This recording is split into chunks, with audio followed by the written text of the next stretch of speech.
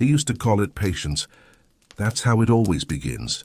Not with fear or laziness, but with something that sounds respectable, something people admire. "I'm just waiting for the right moment," he would say, and no one questioned it because it sounded smart, controlled, strategic. At 22, he had a clear vision. Not vague dreams, not empty wishes, real plans. He wanted independence, a business, a life that didn't depend on someone else's permission. He could see it so clearly it almost felt real. He wasn't afraid of the work. He was afraid of something else, starting, so he delayed it. Just a little at first. He told himself he needed more knowledge, more preparation, more certainty. He didn't want to rush, and everyone agreed it made sense. That's what made it dangerous. At 23, nothing had changed, but he still believed he was moving forward. He was learning, watching videos, reading, planning. Always planning. It felt productive. It felt like progress, but it wasn't. Thinking about action is not action. At 24, reality started whispering. Quietly at first. Friends around him began moving forward, not perfectly, not smoothly, but forward.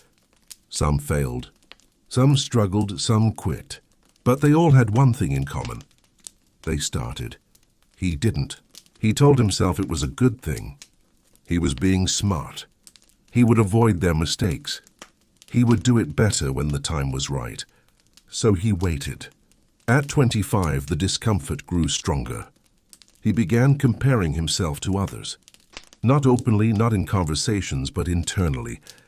He noticed people who were less prepared, less talented, less ready, doing exactly what he had been planning for years. That's when doubt appeared. Not about the idea, about himself. What if he wasn't as capable as he believed? That thought cut deeper than fear. Now waiting wasn't just preparation. It became protection. Protection from failure, protection from embarrassment, protection from reality, because as long as he didn't start, he couldn't fail. And that illusion kept him safe. At 26, he stopped talking about his plans. Not because he lost interest, but because he lost credibility. People stopped asking. Not out of respect, but because they understood. He was the type who talks, not the type who acts. That identity didn't come from others. It grew from repetition. Excuses layered over time, delays repeated until they became who he was. At 27, something shifted. Not outside, but inside. He saw a younger version of himself in someone else. Same ideas, same energy, same words, "I just need more time." And suddenly he recognized it.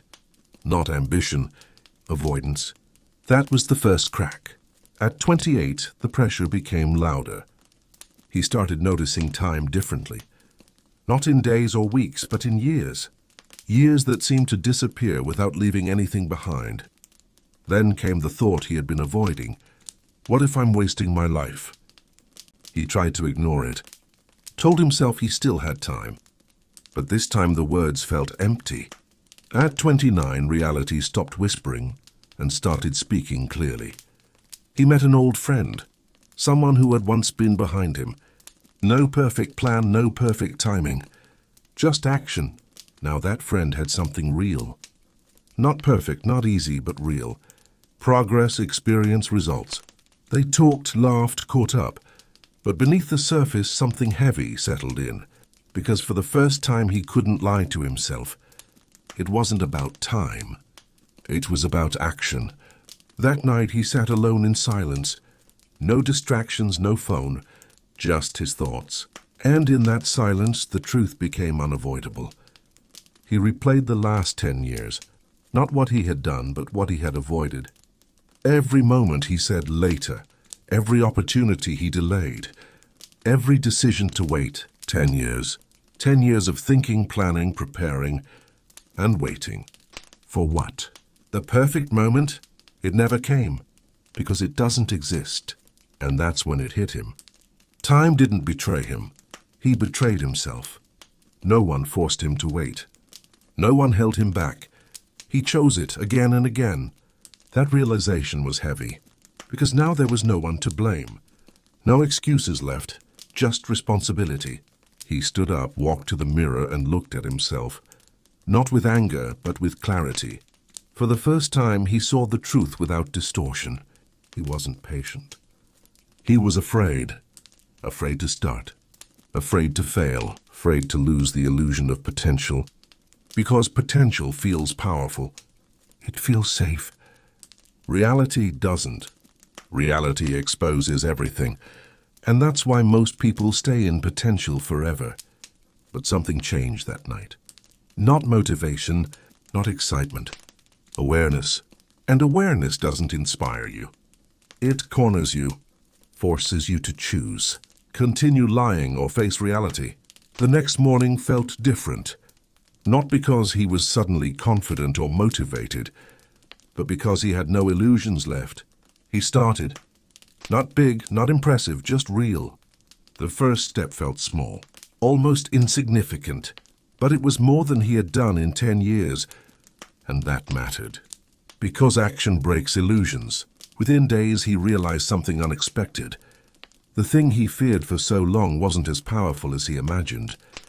It didn't destroy him. It didn't break him. It was just uncomfortable. And discomfort is the price of progress. Weeks passed. He struggled, failed, adjusted, but he moved.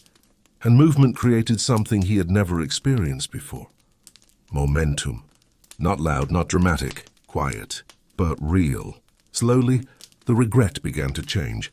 It didn't disappear, but it transformed. It became fuel. A reminder of what happens when you wait too long. Years later, someone asked him, "What's the biggest mistake you made?" He didn't hesitate. "I waited." They laughed. "Everyone waits." He shook his head.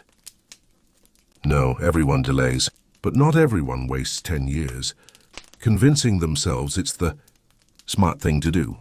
There was silence. Because the truth is uncomfortable. He leaned forward and said something most people need to hear, but don't want to accept. You don't need more time. You need less excuses.